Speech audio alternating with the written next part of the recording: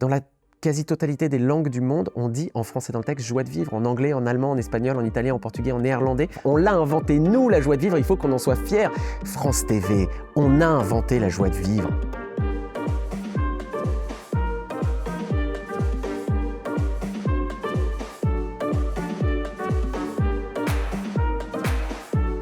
Ce spectacle raconte une année de ma vie où je me lance ce grand défi d'apprendre la joie de vivre. C'est probablement le spectacle le plus intime que j'ai écrit. Il y a une partie introspective dans ce spectacle et en même temps il y a une partie très documentée. C'est à la fois documenté, à la fois drôle, je joue plein de personnages.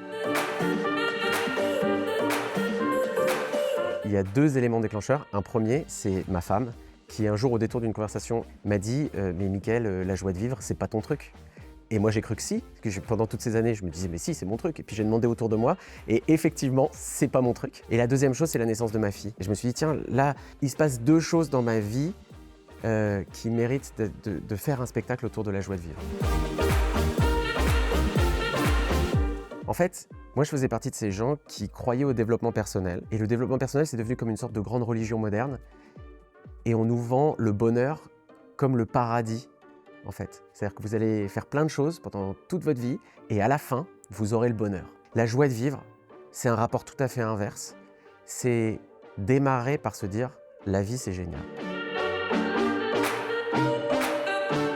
Le plus grand conseil joie que je peux donner, c'est « c'est jamais foutu ». Moi, j'ai décidé au bout d'une année de recherche que c'était la bonne décision, la joie. Ce spectacle, c'est pas un spectacle de développement personnel.